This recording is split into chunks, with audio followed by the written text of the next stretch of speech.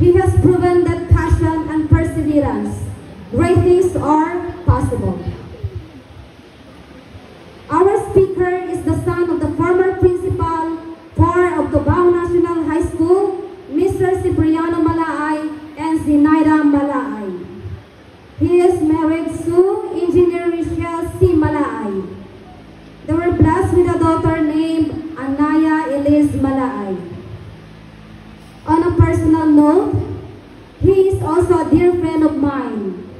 We were classmates back in high school, where he was not only our class salutatorian, but also an inspiring leader in our adjutant in the Citizenship Advanced Training CAT for batch 1998. Throughout the years, he has always been someone I deeply admire for his character and accomplishments.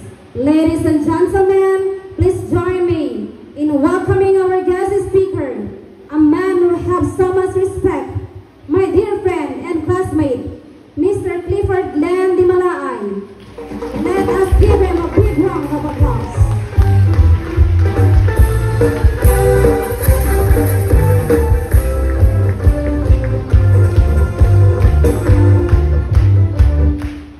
Please be seated. Thank you, Ma'am Raquel, for that kind introduction.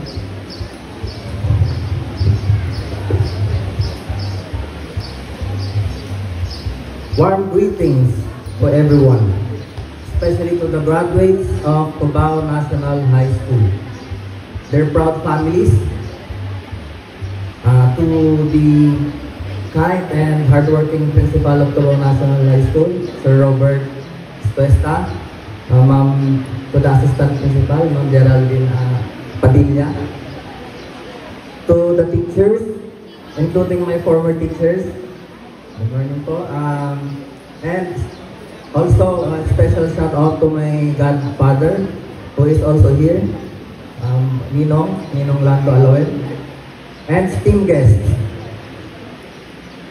Naimbag nga aldaw kada kayo amin, graduates.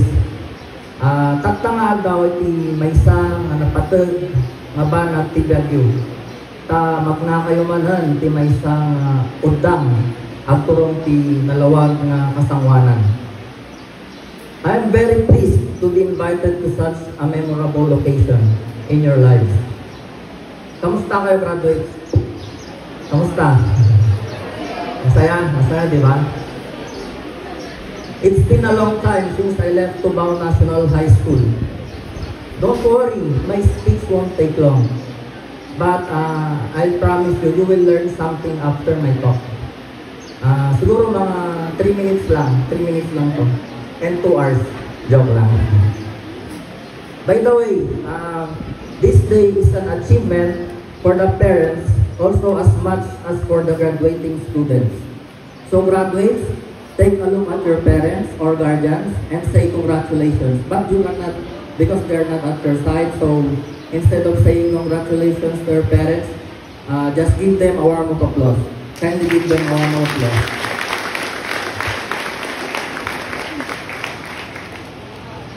I would like to express my gratitude as well to the teachers, staff, and officers who have tirelessly dedicated themselves in shaping the minds and hearts of the students. So again, special shout out also to Ma'am Raquel Laroya for inviting me here. Her personal journey and growth throughout the years, and to her achievements right now. Graduates, your graduation is not the end of everything. It is just a beginning of new journey. So meron daw 5 importanteng bagay para matupad ang pangarap. Pero hindi naman ito exclusive.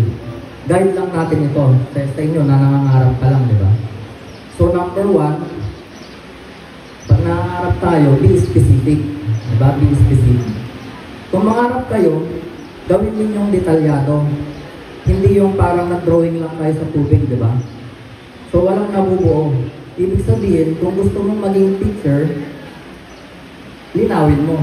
Teacher ba yan sa high school, sa elementary, or sa college? Or kung gusto mo naman ng kotse, anong brand ito? Anong kulay, di ba? Kung gusto mo na ng negosyo, pero huwag kayong papasok sa illegal na business, okay? Doon lang tayo sa legal, okay? So number 2, dapat may target. Dapat may target tayo pag nangarap, di ba? Ang pangarap naman ay libre lang. Pero, ang pangarap, dapat may timeline. Huwag niyong sundin yung nakasanayan na ng Pilipino na paraan ng pangarap. Sasabihin, paglaki ko, gusto ko maging mayaman. Ang problema sa ganitong pangarap, ang labo, di ba? Malabo. What I mean to say, may target. Halimbawa, sasabihin mo ngayon with honors, yung mga nakatanggap ng honors. Tinarget nyo yan, di ba? Yung mga may mga awards ngayon, tinarget nyo yan.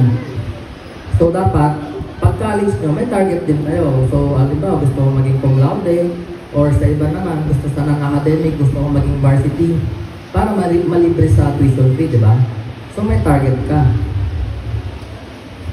Or wag naman yung target mo na pag 18 na ako, mag-aasawa na ako. Huwag ganun, okay? Everyone has their own timeline. But then, kapag medyo natagalan, do not ever think you are a failure. May mga bagay minsan na matagal na pa sa atin. Just keep on trying and keep going. You'll get there. Makakarating ka rin, magtatagumpay ka rin in God's perfect time. So, number 3 tayo. Number 3, tatandaan nyo. Number 1, dapat, number 1, be specific. Tapos number 2, dapat may target. Tapos number 3, ang pangarap dapat taasan at lakihan. Okay? Sabi nga ni Leslie Calvin Brown, shoot the moon. Even if you miss, you will land among the stars. Ibig sabihin, taasan at lakihan nyo na ang pangarap nyo. Kasi libre lang naman. Pero simulan nyo buhay mo ng paunti-unti. Kumbaga, one step at a time. Dahil walang magic sa pagyaman o pagiging matagumpay ng isang tao. Pero siyempre, hindi nagtatapos ang pangarap sa pag-imagine lang. Dapat, taasan ang pangarap. Kasi kung di mo man naabot yung pinakamataas, at least babagsak ka sa isang at least magandang sitwasyon, okay? So number 4, huwag mag-shortcut sa pangarap. Huwag tayo mag-shortcut, okay? Madalas kasi mahilig tayo sa madali ang paraan. Kumbaga sa kape, yung instant ba, di ba?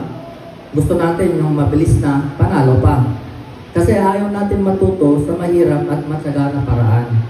Pero, kailangan matuto tayong puntaan yung gusto nating marating sa buhay ng may plano at gabay para hindi tayo naniligaw sa inaakala nating shortcut. Tandaan, there is no shortcut to success. There is that saying na no pain, no gain, di ba? Familiar naman tayo doon, di ba? Lahat ng bagay na gusto nating makamit ay pinaghihirapan. So number 5, importante rin ito. Ang pangarap, hindi pansarili lang. Ang tamang bagay daw, kahit nasa tamang panahon, wala na ring saysay kapag wala na yung mga tamang tao sa buhay natin. Kasi mababalikan mo man ang lugar, hindi mo naman mababalikan ang panahon at pagkakataon na pinalampas mo para sa mga taong mahalaga sa iyo. Kaya sa araw-araw na kasama nyo, ang inyong mga magulang, matuto kayong pahalagan sila. Aanhin mo ang katuparan ng pangarap mo kung wala ka namang kasamang mag-enjoy sa lahat ng pinaghirapan mo. Diba? Hindi sapat na naging honor student ka ngayon tapos sasabihin mo, para to kay mama at papa. Tapos, di pa nakapagtapos ng high school at college, mag-aasawa na. Diba? Hindi dapat matapos doon ang pagpapasalamat sa kanila. Pahalagahan nyo ang mga sakripisyo ng inyong mga magulang. Give them everything they deserve.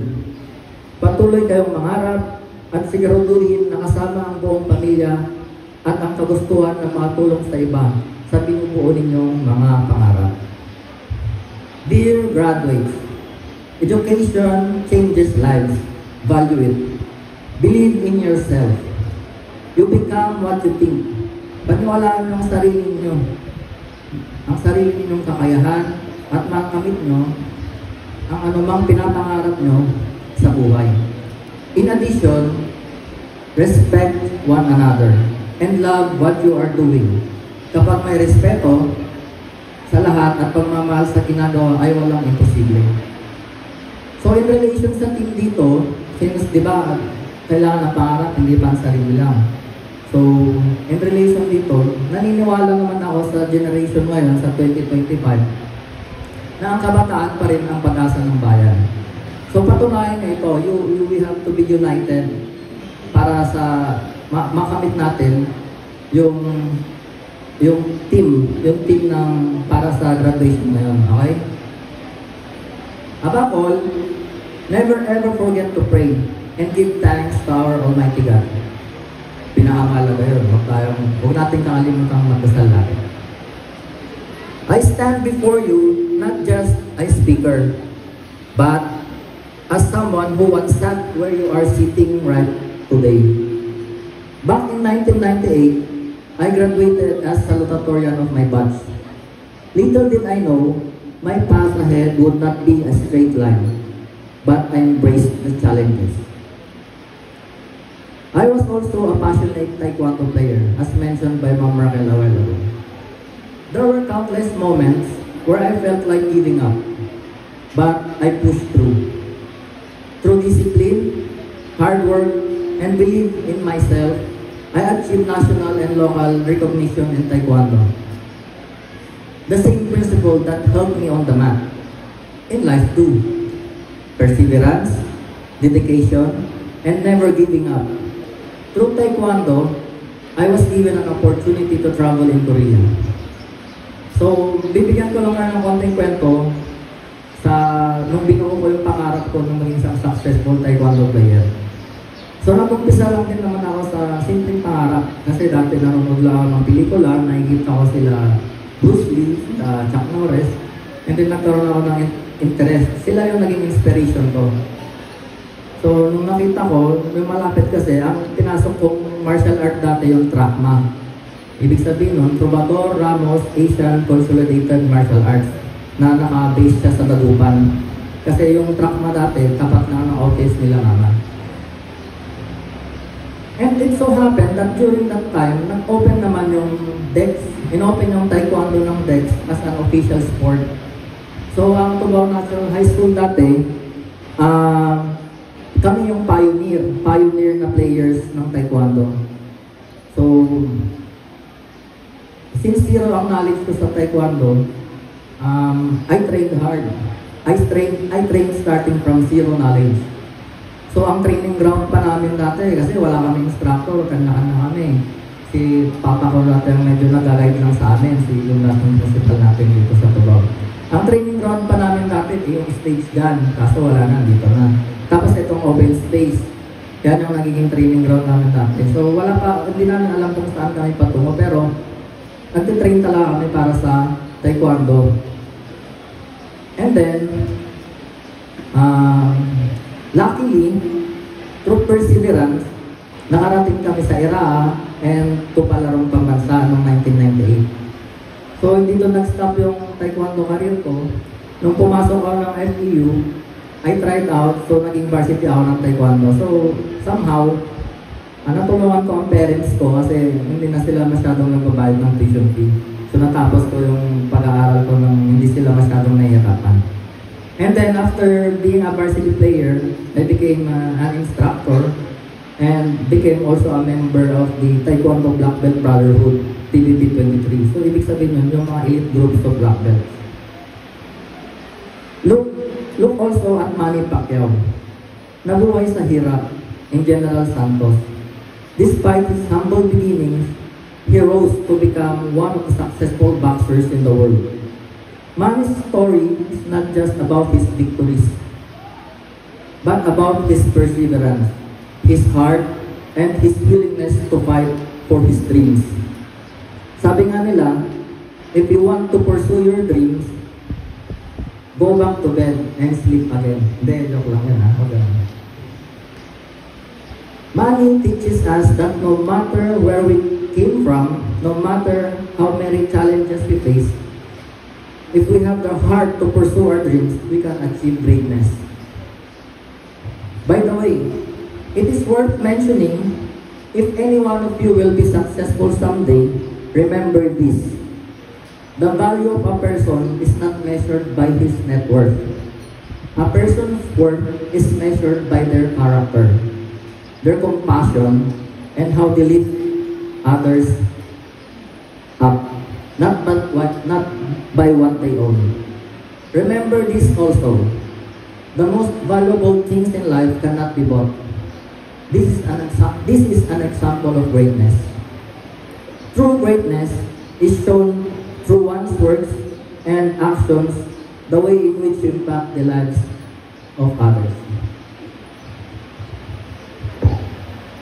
Meanwhile, for the information to some who do not know my father, I would like to take this opportunity para magbigay po kayo sa aking ama na si Mr. Cipriano M. Malay, ang dating principal for dito sa Tubao National High School.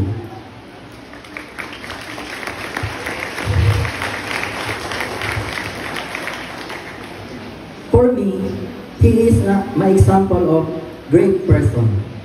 I can still remember vividly how he lived his life. He dedicated most of his time and efforts in making this school a reality. Itong school natin yan. Actually, bunga lang din ito ng isang pangarap. Pangarap ng aking ama.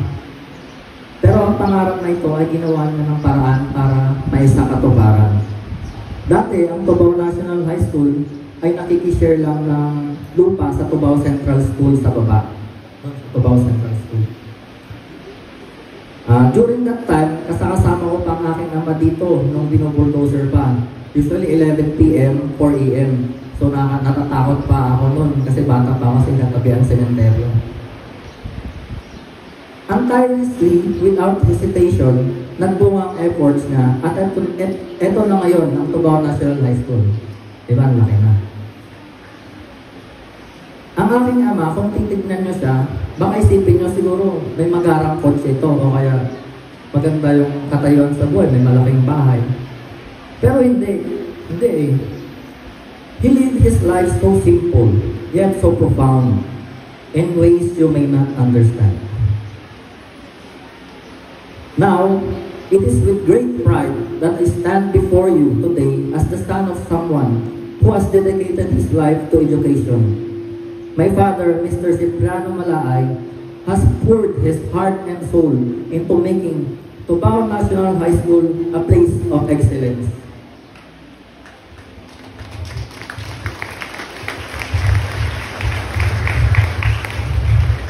Without further ado, I encourage you to never stop dreaming. Your journey does not end. It is only the beginning. You have been given the tools to succeed. But it's up to you to keep working towards your dreams. As you step into the future, may mga pagsubok, pero ito ang mga opportunities for you to grow stronger.